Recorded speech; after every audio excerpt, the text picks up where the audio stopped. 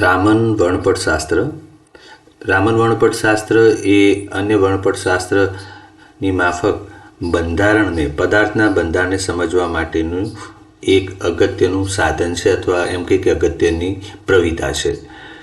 તે દ્વારા આપણે જે પદાર્થનું બંધારણ છે તે બંધારણને સમજી શકીએ છીએ. તેમાં આવેલા રાસાયણિક બંધ અને વાઇબ્રેશનલ ડાયનેમિક્સ એટલે કે દોલનીય ગતિશાસ્ત્રને સમજી શકીએ છીએ. આ જો વર્ણપટશાસ્ત્રને સાહિત્ય સમજવું હોય તો તેમાં સ્ટોક અને એન્ટી સ્ટોક જે રેખાઓ છે એ રેખાઓ વિશે પણ ખ્યાલ મેળવવો બહુ અગત્યનો છે. તમે જાણતા હશો મિત્રો કે રામન અસરની શોધ સ્વાભાવિક છે. નામ વાંચતા જ આપણને ખ્યાલ આવે કે સીવી રામને કરેલી 1928માં. તેમને 1930માં આ સંશોધન બદલ નોબેલ પ્રાઇઝ મળેલું. તે આપણા માટે ગૌરવનો વિષય છે.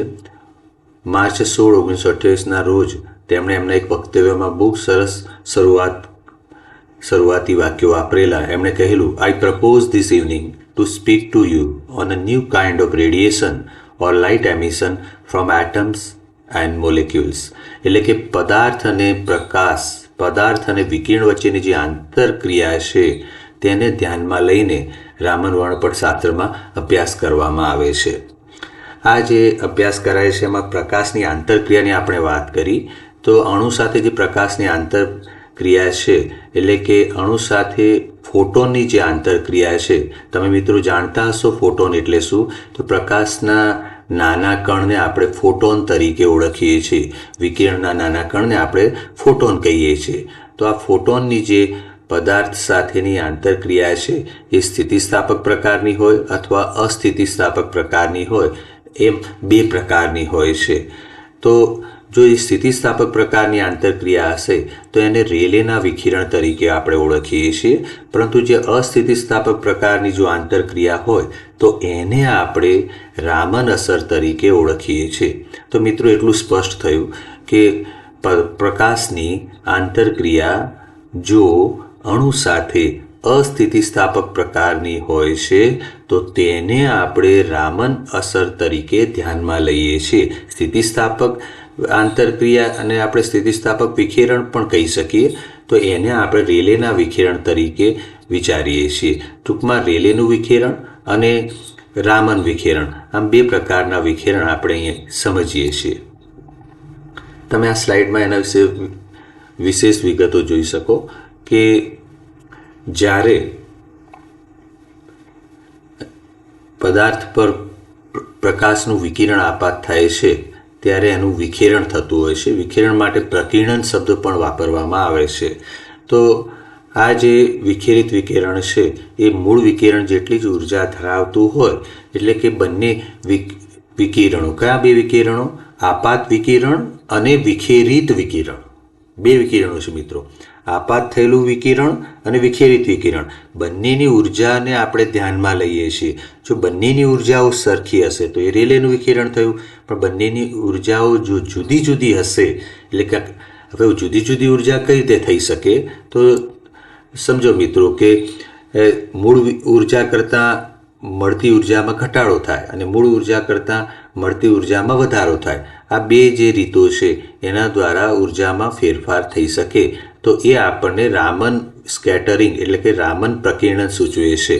તમે આ આકૃતિમાં પણ જોઈ શકશો કે આ જે આકૃતિનો પહેલો ભાગ છે એ રામન વિખેરણનો છે. તેમાં બંને રેખાઓ સરખી લંબાઈની છે. સાદી ભાષામાં આપણે પહેલાં વાત કરીએ છીએ તો અહીં પણ એ જ રીતે વિચારી શકીએ કે આ જે બે રેખાઓ છે એ બે સરખી રેખાઓ નથી. તો અહીં સ્થિતિસ્થાપકતાનો નિર્દેશ થાય છે અને આ પ્રકારનું જે પ્રકીર્ણન છે એ રેલેના પ્રકીર્ણન તરીકે ઓળખાય છે. પરંતુ આ જે છે રેખાઓનો સમૂહ, અહીં પણ તમે જોશો આ રેખા અને આ રેખાની લંબાઈ સરખી નથી. અહીં પણ આ રેખાની લંબાઈ સરખી નથી. તો આ જે છે એ અસ્થિતિસ્થાપકતાનો નિર્દેશ કરે છે. ટૂંકમાં કે આપાત જે વિકિરણ છે અને જે વિખેરિત વિકિરણ છે તેની ઉર્જાઓ સરખી હોય એ સંજોગોમાં રેલેનું પ્રકીર્ણન આપણને પ્રાપ્ત થાય છે. જ્યારે આ બે આકૃતિઓ નિર્દેશ કરે છે કે આપાત વિકિરણ અને વિખેરિત વિકિરણની ઉર્જાઓ સરખી નથી. એ સંજોગોમાં આ જે વિખેરણ છે એ સ્ટોક રામન વિખેરણ તરીકે ઓળખાય છે અને આ વિખેરણ જે છે એ એન્ટી સ્ટોક રામન વિખેરણ પ્રતિ સ્ટોક રામન વિખેરણ તરીકે ઓળખાય છે. તેને હજુ વધારે આ આકૃતિ દ્વારા સમજી શકીએ. અહીં આ આકૃતિમાં તમે જોશો આ આપાત વિકિરણ છે. આ જે 3 દર્શાવ્યા છે એ વિખેરિત વિકિરણ છે. અહીં લેમ્બડા સંકેતનો ઉપયોગ કરવામાં આવ્યો છે અને તમે જાણો છો મિત્રો કે લેમ્બડા એ તરંગ લંબાઈનો સંકેત આપણે લઈએ છીએ. તો લેમ્બડા તરંગ લંબાઈ સૂચવે છે. આ જે લેમ્બડા લેસર એટલે કે આપાત થતાં લેસર વિકિરણોની તરંગ લંબાઈ, લેમ્બડા સ્કેટર એટલે કે વિખેરિત વિકિરણોની તરંગ લંબાઈ. ટૂંકમાં 2 તરંગ લંબાઈને અહીં ધ્યાનમાં લીધી છે અને તરંગ લંબાઈ એ ઉર્જા સાથે પણ સંકળાયેલી છે એનો તમને ખ્યાલ છે જ.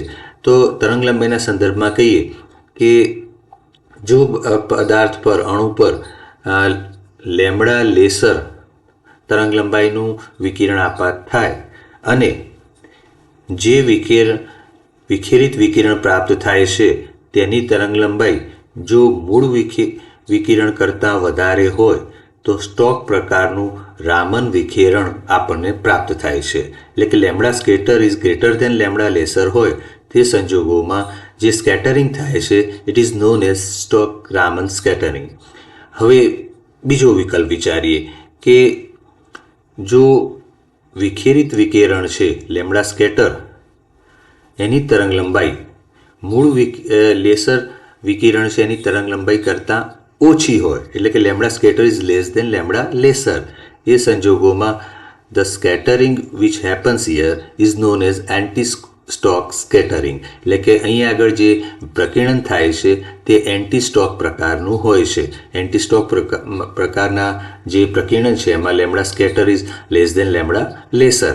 પણ ધારો કે આ બંને ઘટનાઓ બનતી નથી અને જે તરંગ લંબાઈ આપાત થાય છે એ જ તરંગ લંબાઈ પ્રાપ્ત થાય છે, એટલે કે lambda scatter is equal to lambda laser.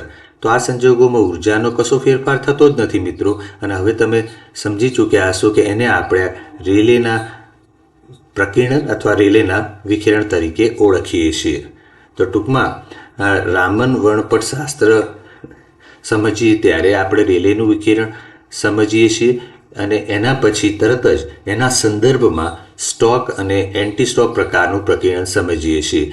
તો રેલેનું જે વિખેરણ છે એ સ્થિતિસ્થાપક વિખેરણ છે, સ્થિતિસ્થાપક પ્રકીર્ણન છે અને જે રામન વિખેરણ છે, રામન પ્રકીર્ણન છે એ અસ્થિતિસ્થાપક વિખેરણ છે. તો આ જે છે એ રામન વર્ણપટનો પાયો છે.